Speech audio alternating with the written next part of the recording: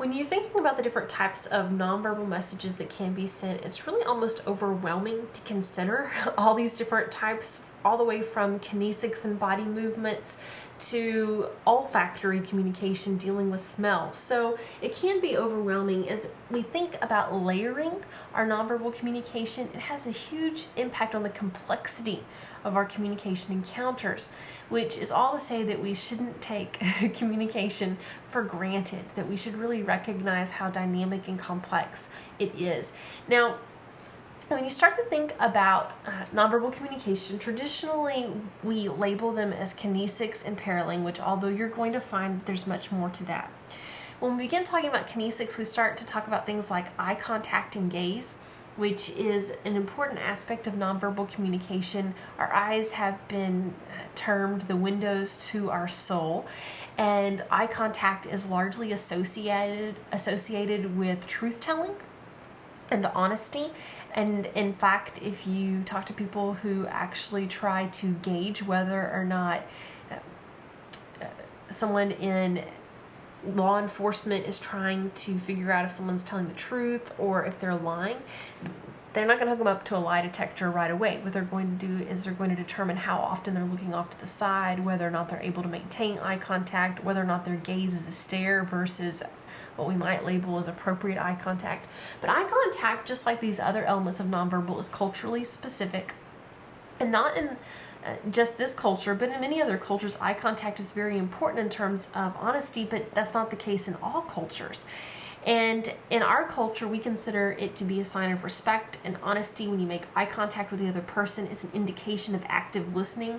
However, in a number of other cultures, it's an indication of you are on equal level with the other person in terms of power and hierarchy. So if you were to make direct eye contact, let's say with your boss, it would actually be considered an insult because you wouldn't be on equal level or hierarchy with them within the organization you worked for.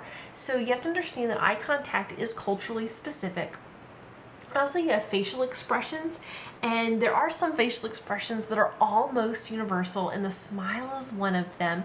It is almost a universal indication, not completely though, of happiness and contentment and excitement. Now, that is not to say that it's always culturally appropriate to smile all the time. There are some cultures in which if you smile too often, it's indication that you might be slow. And you don't want to give that indication. So you do have to understand that while there are some universal meanings for certain facial expressions, that's not to say that they're going to be uniform in all cultures. So you have to consider that and take that into consideration. If I were to give you a mood or a description of a feeling that you have, I bet you could match a facial expression to it, and it would be appropriate for you.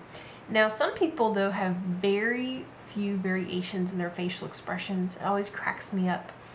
If you've ever seen Ferris Bueller's Day Off, not only is Ben Stein famous for not changing his tone of voice at all, he's also famous for not changing his facial expressions. And nowadays, he is a very popular guest on political talk shows, but it's hilarious because he doesn't really change his facial expressions all that much.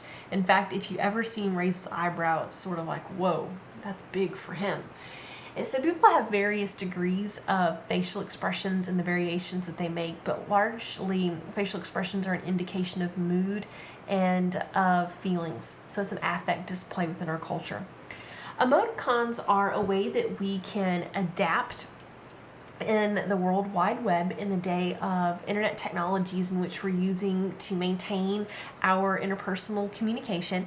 And it's very interesting that we can utilize a large lexicon of emoticons, and they can help to indicate in a very intentional way, because you have to select them, the emotions that you're feeling at the time, or the emotions that you want the other person to think that you're feeling at the time.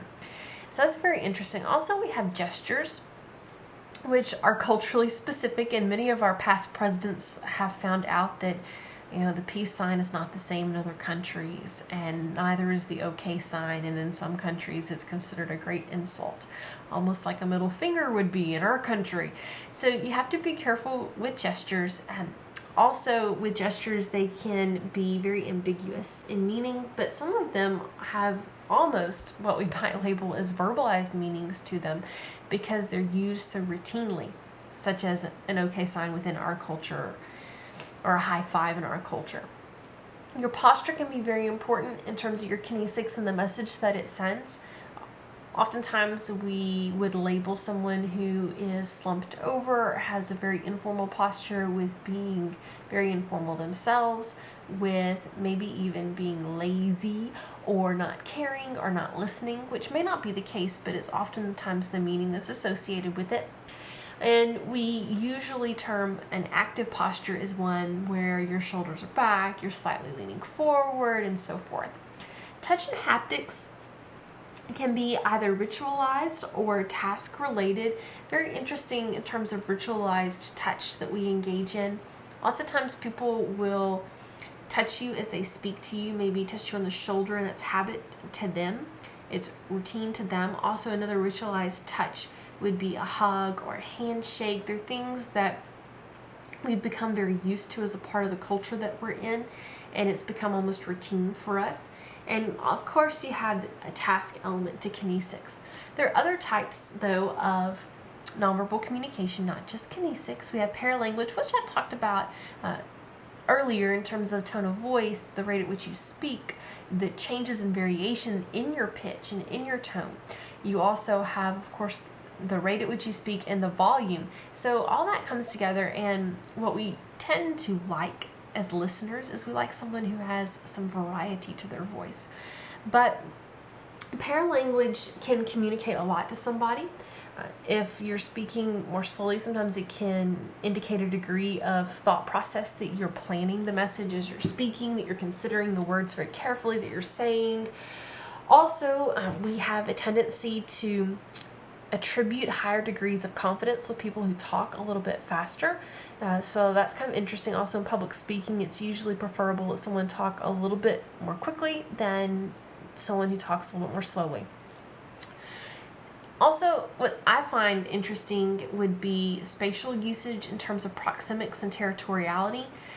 What I love in terms of watching people is that sometimes they have a routine. They sit in the same seat every time they go to class. They sit in the same chair in an eating space every time they go to that eating space. They have the same place in the yard that they sit, that's their spot, or that they stand at their spot, and they can be very territorial about it. So it's very interesting in terms of spatial usage.